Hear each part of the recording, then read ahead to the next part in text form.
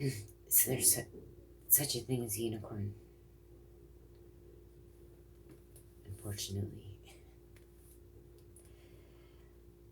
Lisa Frank. Canst thou bind the unicorn with his band in the furrow, or will he harrow the valleys after thee? Wilt thou trust him because his strength is great, or wilt thou leave thy labor to him? Wilt thou believe him that he will bring home thy seed and gather it into thy barn? Gavest thou the goodly wings unto the peacocks, or wings and feathers unto the ostrich, which leaveth her eggs in the earth and warmeth them in dust, and forgetteth that the foot may crush them, or that the wild beast may break them? She is hardened against her young, as though they were not hers. Her labor is in vain without fear.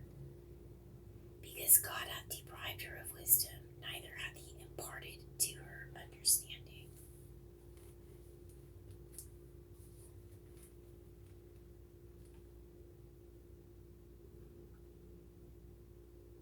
I guess ostriches don't really care where they lay their eggs.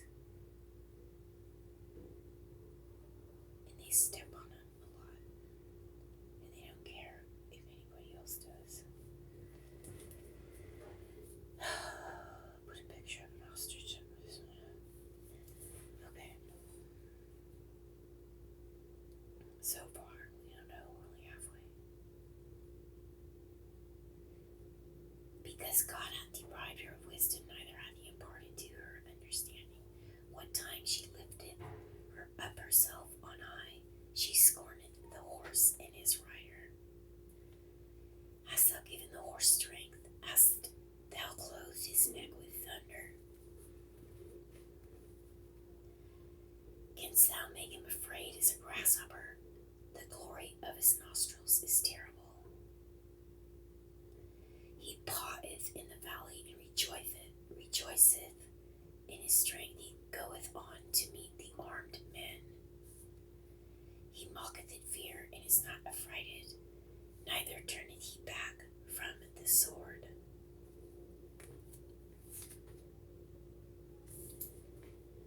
That's a good one. That might be a better one to put up than an ostrich.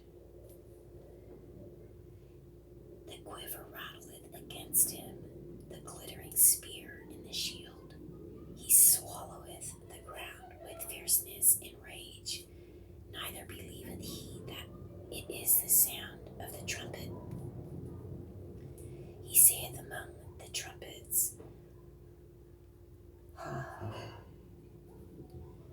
And he smelleth the battle afar off, the thunder of the captains and the shouting. Does the hawk fly by wisdom, and stretch her wings toward the south? Doth the eagle mount up at thy command, and make her nest on high?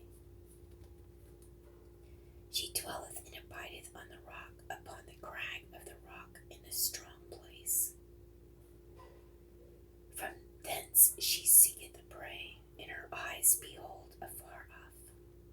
Her young ones also suck up blood, and where the slain are, there is she.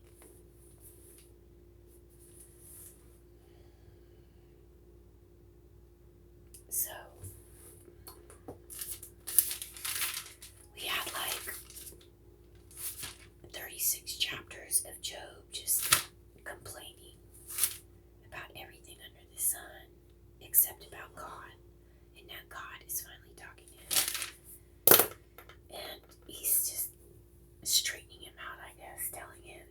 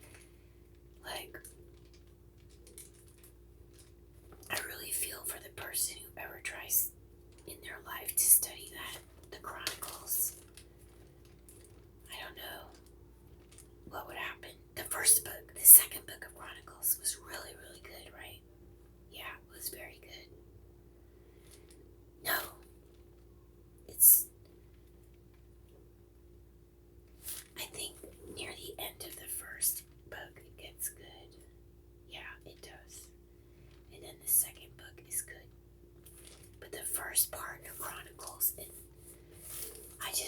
it was hard to read this Job. Everything else is fine. It's got good stories, but this is kind of crazy. But it's necessary. We'll find out why. What does this mean? Can thou bring forth Maseroth in his season? I don't even know what that means, and that was from the last chapter. So I have a lot of pictures to add, and going all the way back to Esther, so I'm behind with that. But I am not going to go through this whole book of Job adding pictures because he's just complaining away, and I'm not even worried about it. But when God starts speaking, like these past few chapters, there's some really important, nice things. But there's only 3 left, and there's no more Job complaining. I don't think. It's just going to be God speaking directly to him after all those grievances he filed with God. Then we're on to the book of Psalms. Yay! And these are written by David. And I think they're songs.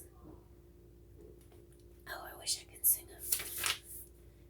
But they're not. I don't think they're poetic. They're not like rhymey songs. They're just psalms that I guess they say when they are playing instruments, and then they'll go do this psalm, do this song. But a lot of it's written by David.